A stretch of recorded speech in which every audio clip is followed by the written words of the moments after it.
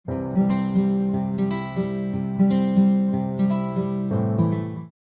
Friends, welcome to Roja classic. இன்றைக்கி நம்ம வீடியோவில் ஒரு கப்பு சிகப்பு அவல் வச்சு நம்ம இன்றைக்கி ஹெல்த்தியான ஒரு பிரேக்ஃபாஸ்ட் ரெசிபி செய்யலாம்.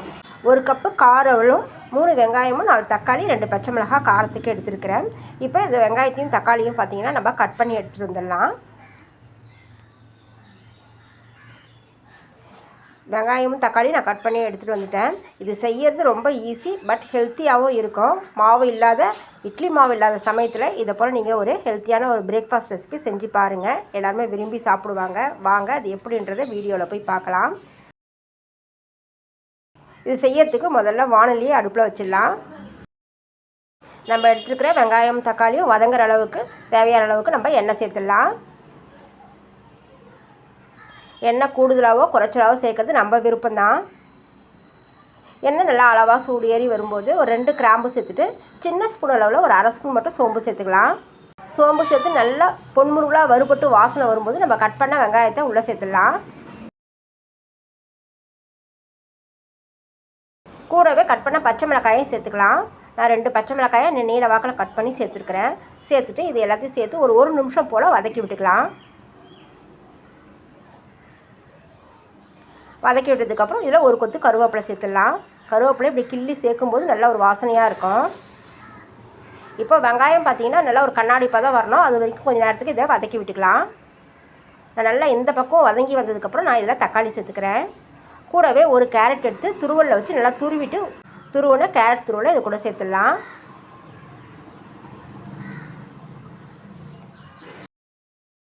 இப்போ தக்காளி வதங்கணும், வெங்காயமும் இன்னும் கொஞ்சம் வதங்கி வரணும். கூடவே கேரட்டையும் சேர்த்துருக்குறோம். எல்லாமே சேர்ந்து நல்லா வெந்து வர வரைக்கும் நல்லா வதங்கி வரணும். அது வரைக்கும் இதை நம்ம கலந்து விடணும். முதல்ல ஒரு 2 நிமிஷம் மட்டும் நல்லா கலந்து விட்டுடலாம். கேரட்டு தக்காளி வெங்காயம்லாம் நல்லா ஒன்றா கலந்து வரணும். அது வரைக்கும் கலந்து விட்டுடுவோம். கலந்து விட்டதுக்கப்புறம் இதுக்கு தேவையான அளவுக்கு 1 ஸ்பூன் அளவுக்கு உப்பு சேர்த்துடலாம். உப்பு சேர்த்துட்டு மறுபடியும் ஒரு தடவை எல்லாத்தையும் ஒரு தடவை கலந்து விட்டுடணும்.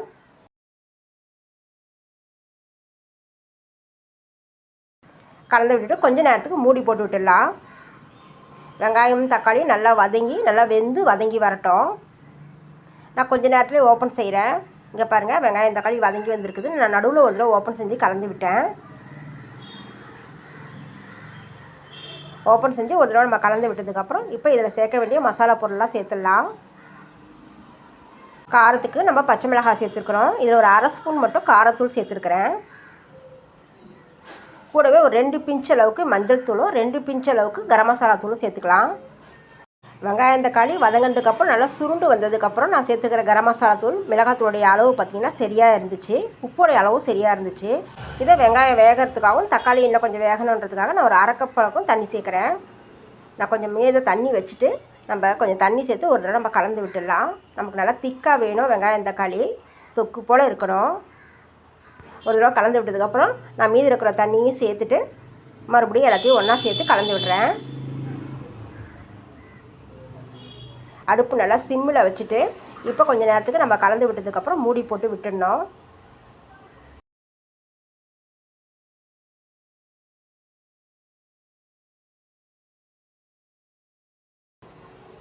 மூடி போட்டு ஒரு 5-6 நிமிஷத்துக்கு அப்புறம் நான் மறுபடியும் ஓப்பன் செய்கிறேன். நான் நடுவில் ஒரு 2 தடவை ஓப்பன் செஞ்சு கலந்து விட்டேன். இப்போ பார்த்திங்கன்னா நல்லா லேசாக எண்ணெய் பிரிஞ்சு வந்திருக்குது. வெங்காயம் தக்காளியும் நல்லா வதங்கி சுருண்டு வந்திருக்குது. இப்போ இதை எல்லாத்தையும் ஒரு தடவை நம்ம கலந்து விட்டுடலாம். அடியில் லேசாக ஒட்டி இருந்தாலும் அதை எடுத்து விட்டு நல்லா கலந்து விட்டுக்கலாம். அதுவும் நல்லா டேஸ்ட்டு கொடுக்கும்.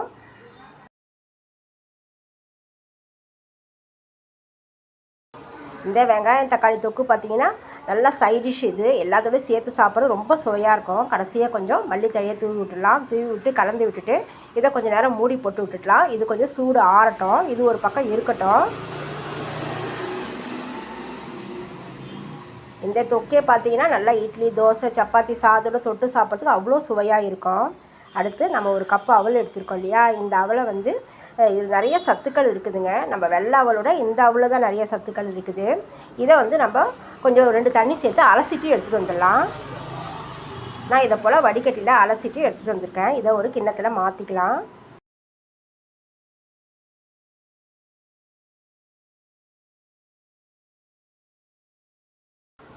மாற்றிட்டு இதில் ஒரு அரை கப் அளவுக்கு அரிசி மாவு எடுத்துக்கலாம். நீங்கள் கடையில் வாங்கின மாவாக இருந்தாலும் பரவாயில்ல. நான் வீட்டில் ரெடி பண்ண மாவு இது அரை கப் அளவுக்கு அரிசி மாவு இதில் சேர்த்துருக்குறேன்.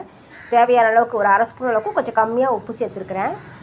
தேவையான அளவுக்கு மிளகுத்தூள் வந்து 1/4 ஸ்பூன் அளவுக்கு சேர்த்துருக்குறேன். சேர்த்துட்டு எல்லாத்தையும் ஒரு தடவை நம்ம கலந்து விட்டுடலாம்.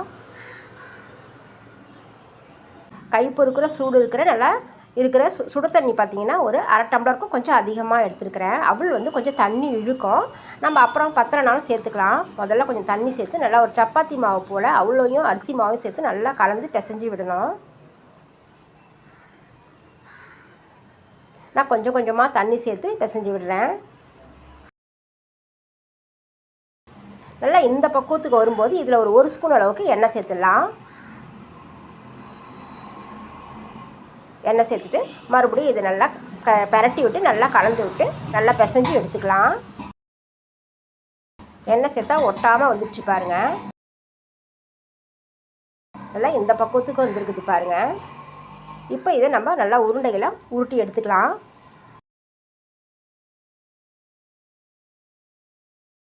நான் இந்த சைஸ் அளவுக்கு உருண்டைகளாக உருட்டி எடுத்துருக்கிறேன். நான் எடுத்த அவளுக்கும் அரிசி மாவுக்கும் பார்த்திங்கன்னா எனக்கு ஒரு 6 உருண்டை வந்துச்சு. இதை போல் அடுத்து ஒரு வாழை இலை எடுத்துடலாம். வாழை இலையை நான் எண்ணெய் அப்ளை பண்ணியிருக்கிறேன் லேசாக. உருண்டை எடுத்து வச்சு அடை போல் தட்டிக்கலாம். விரிசல் ஏற்பட்டால் யோசிக்க வேண்டியதில்லை. நம்ம தண்ணி தொட்டு நல்லா அப்ளை பண்ணி விடும்போது எல்லாம் ஒன்று சேர்ந்துடும். ஏன்னா அவள் வந்து எப்பயுமே தண்ணி இழுக்கும். அதனால் நம்ம தண்ணி தொட்டு இது நல்லா ஷேப்பாக கொண்டு வந்து ஷேப் கொடுத்துக்கலாம்.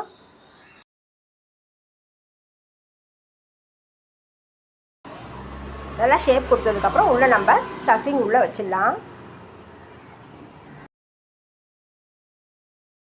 நான் நல்லா மெலிசாக தட்டி விட்டு ஸ்டஃபிங்கை உள்ளே வச்சுட்டு இந்த இலையோடு மூடி நம்ம இலையோடு தான் வேக வைக்க போகிறோம். அதனால் ஒட்டி விடணும்னு அவசியம் இல்லை. இலையோடு மூடி விட்டு அப்படியே நம்ம இது தட்டில் எடுத்து வச்சிடலாம். இதே போல் நான் ஒன்று ஒன்றா ரெடி பண்ணி எடுத்து வச்சுட்டேன் தட்டில்.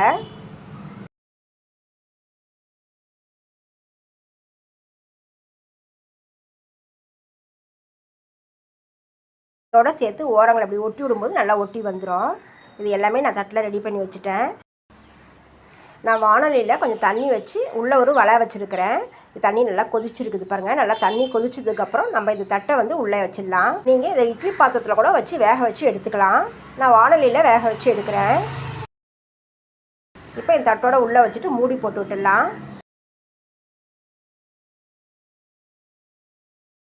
நான் வச்சுருக்கிற அடுப்பு பார்த்திங்கன்னா சின்ன பர்னர் இருக்கிற அடுப்பை தான் இந்த வானலியை வச்சுருக்கிறேன். அதனால் நான் நல்லா ஹை ஃப்ளேமில் வச்சுட்டு ஒரு 10 நிமிஷத்துக்கு இது நல்லா அப்படியே வேக விட்டுடுறேன்.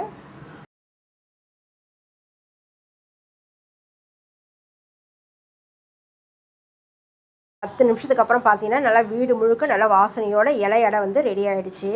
இப்போ ஓப்பன் செஞ்சுட்டு ஒரு தடவை நம்ம அதை ஓப்பன் பண்ணி பார்த்தேன். நல்லா வெந்து நல்ல வாசனையாக மணமாக இருந்தது.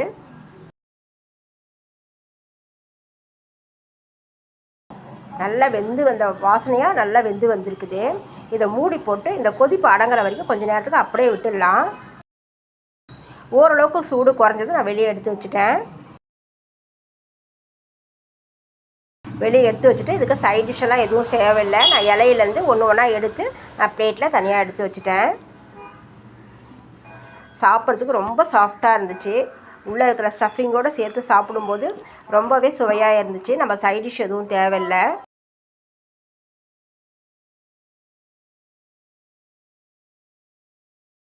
இதை போல் ஒரு இலை அடை ரெசிப்பியை நீங்களும் ஒரு தடவை ட்ரை பண்ணி பாருங்கள். உங்களுக்கு என்னோட இந்த வீடியோ பிடிச்சிருந்ததுன்னா லைக் பண்ணுங்கள், ஷேர் பண்ணுங்கள். மறக்காமல் ரோஜா கிளாசிக் சேனலுக்கு சப்ஸ்கிரைப் பண்ணுங்கள். நம்ம அடுத்த வீடியோவில் பார்க்கலாம். தேங்க்யூ.